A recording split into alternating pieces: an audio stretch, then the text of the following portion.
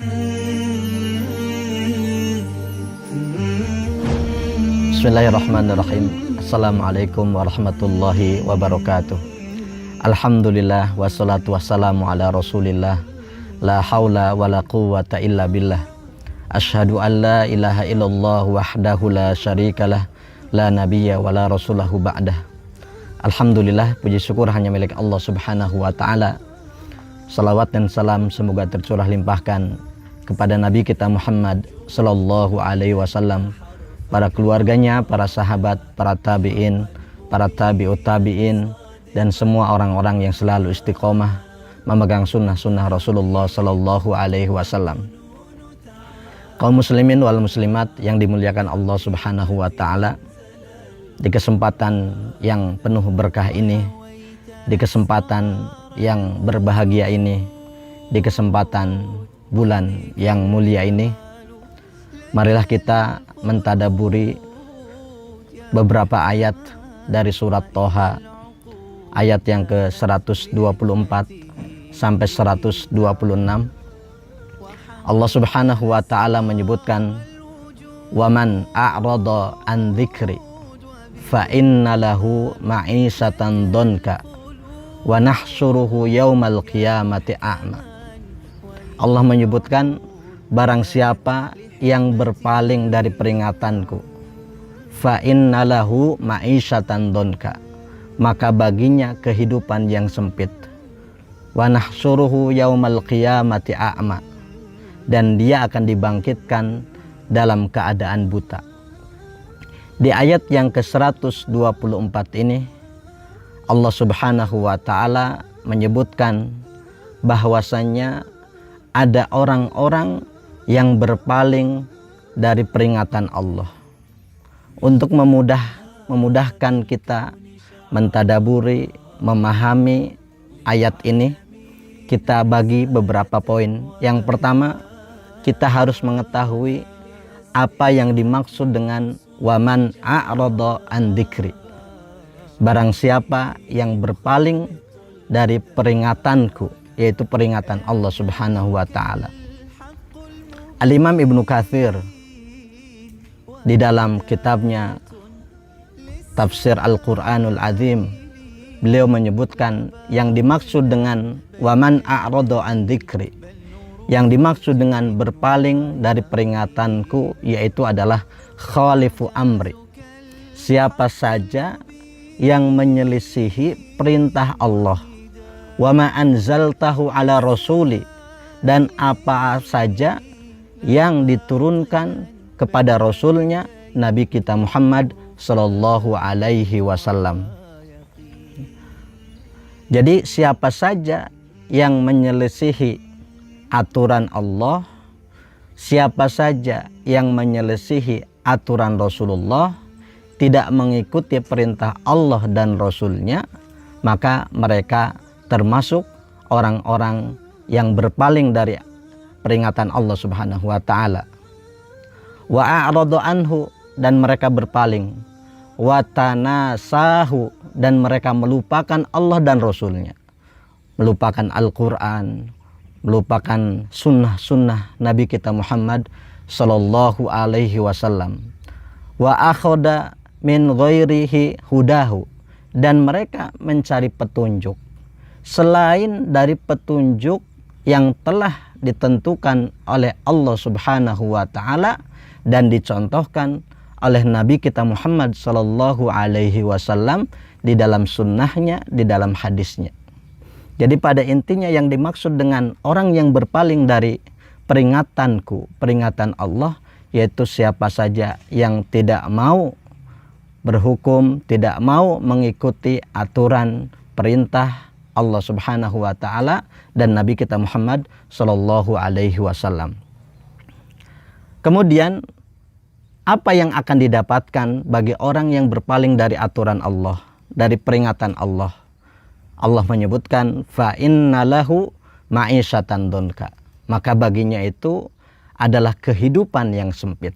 Nah, ini poin yang kedua. Setelah kita memahami poin yang pertama, siapa mereka orang-orang yang berpaling dari peringatan Allah, maka poin yang kedua, apa yang dimaksud dengan ma'isyatan donka, yaitu kehidupan yang sempit. Al-Imam Ibnu Katsir di dalam tafsirnya menyebutkan donka fid dunya, yaitu kehidupan yang sempit di dunia.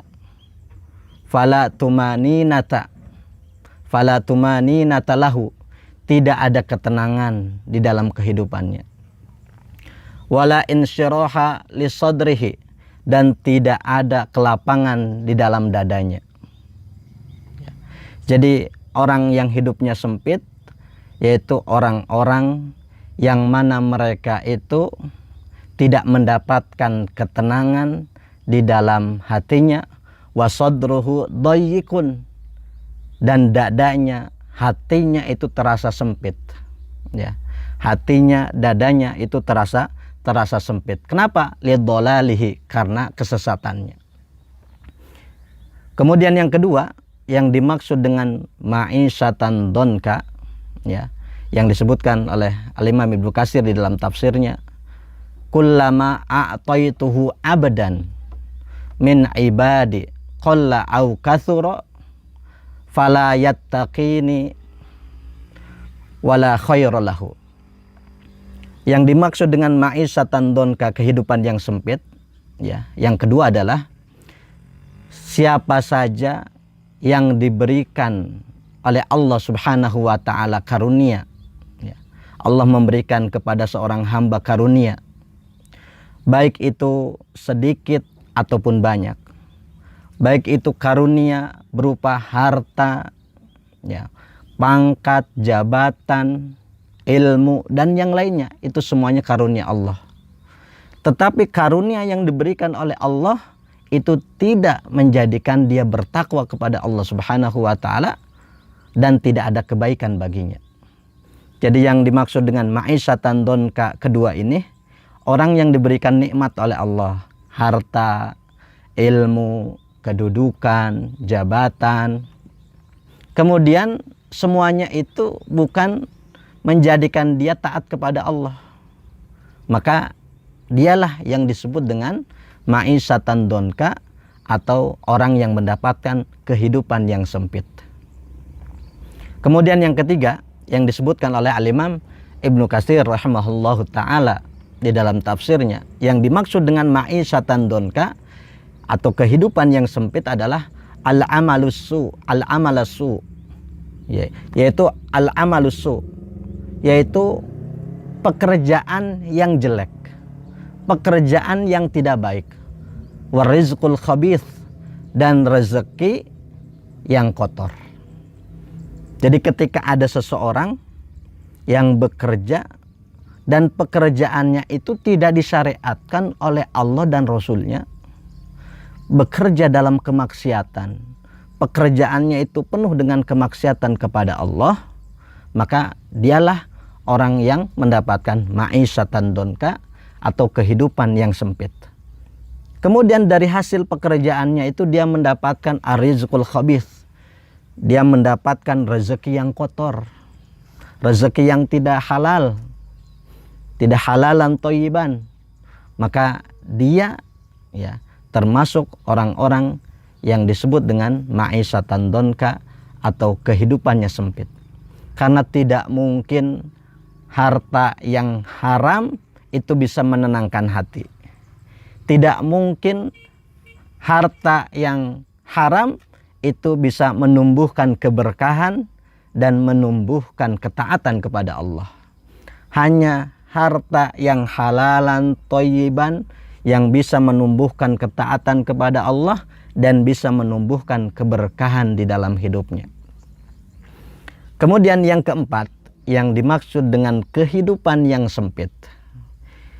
3 poin tadi adalah kehidupan yang sempit di dunia. Dia tidak mendapatkan keberkahan dalam hidupnya, tidak tenang hidupnya, ya. Nah, yang keempat ini adalah kehidupan yang sempit ketika di alam kubur. Yudayyiku qabrahu hatta, ya. Jadi kuburannya itu akan menjadi sempit sampai apa?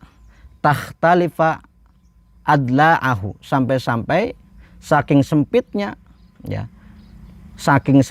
tulang-tulangnya, tulang-tulang rusuk, tulang-tulang yang ada di dalam tubuhnya itu menjadi hancur. Jadi ternyata pembangkangan kepada Allah, berpaling dari peringatan Allah Subhanahu wa taala, itu siksanya tidak hanya di dunia, tetapi dia pun akan mendapatkan siksa di akhirat, siksa di alam kubur, yaitu dia akan mendapatkan kehidupan yang sempit di alam kubur. Sampai tadi disebutkan tulang-tulangnya itu hancur dan dia tidak mendapatkan nikmat kubur, tetapi dia akan mendapatkan azab kubur. Di pendapat yang lain, dhammatul qabri. Di pendapat yang lain, yang dimaksud dengan ma'isyatan donka, kehidupan yang sempit, adalah himpitan di alam kubur. Azabul qabr, atau ada juga yang menyebutkan maksudnya adalah azab kubur. Itu yang disebut dengan ma'isyatan donka.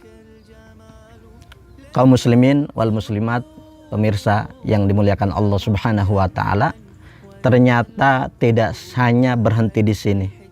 Tidak hanya berhenti di alam kubur, siksa bagi orang-orang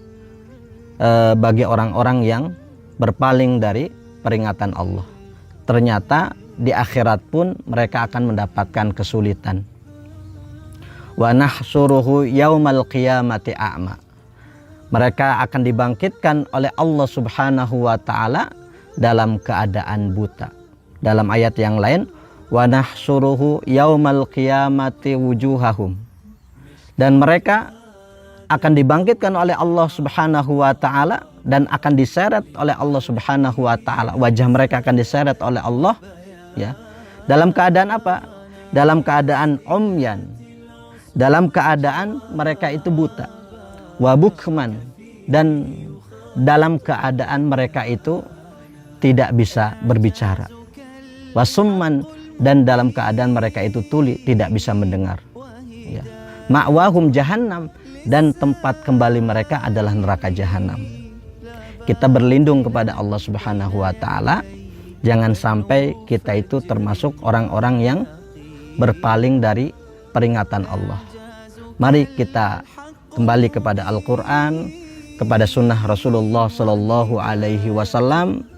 Jangan menjauh dari Al-Quran, jangan menjauh dari sunnah Rasulullah Sallallahu Alaihi Wasallam. Agar apa?